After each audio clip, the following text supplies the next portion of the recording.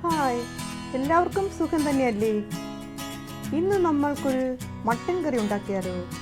അതിനു മുമ്പ് നിങ്ങൾ എല്ലാവരും എനിക്ക് സബ്സ്ക്രൈബ് ചെയ്യാൻ മറക്കരുത്.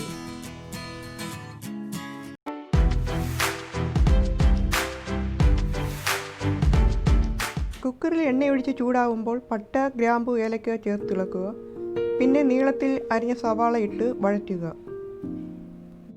ഇതിൻ്റെ കൂടെ 1/2 ടീസ്പൂൺ ഉപ്പും 1/2 ടീസ്പൂൺ മഞ്ഞൾപ്പൊടിയും ചേർത്ത് വഴറ്റുക.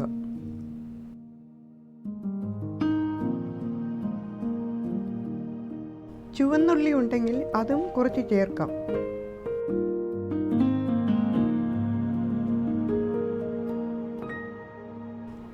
കുറച്ച് കറിവേപ്പില കൂടി ചേർക്കുക.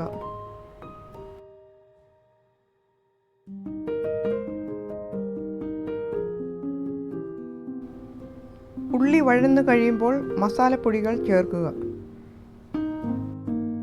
ഞാനിവിടെ വറുത്ത് വെച്ച മല്ലിപ്പൊടിയും മുളക് പൊടിയുമാണ് ചേർക്കുന്നത്. ഇനി 2 ടേബിൾ സ്പൂൺ കാശ്മീരി മുളക് പൊടിയും 3 ടീസ്പൂൺ മല്ലിപ്പൊടിയും 1/2 ടീസ്പൂൺ കുരുമുളക് പൊടിയും ചേർത്ത് ഇളക്കുക.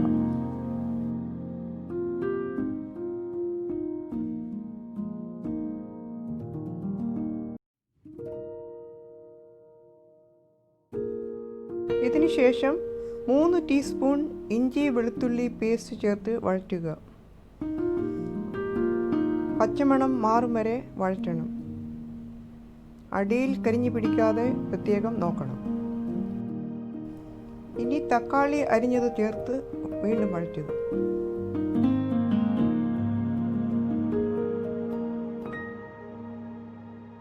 എല്ലാം നല്ലതുപോലെ വഴന്ന് കഴിയുമ്പോൾ 2 കപ്പ് വെള്ളവും 1 ടീസ്പൂൺ ഉപ്പും ഇട്ട് നല്ലപോലെ ഇളക്കുക.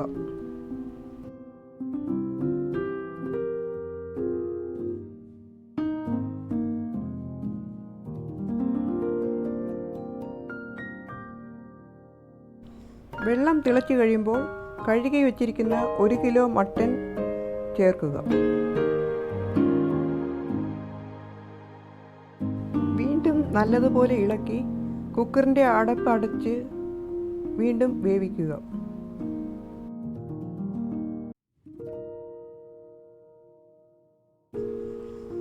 കുക്കറിൽ ആവി വന്നു തുടങ്ങുമ്പോൾ വിസിലിട്ട് 10 മിനിറ്റ് കൂടി വേവിച്ചെടുക്കണം. ഇനി നമുക്ക് സ്റ്റൗ ഓഫ് ചെയ്യാം. നമ്മുടെ മട്ടൻ കറി റെഡി.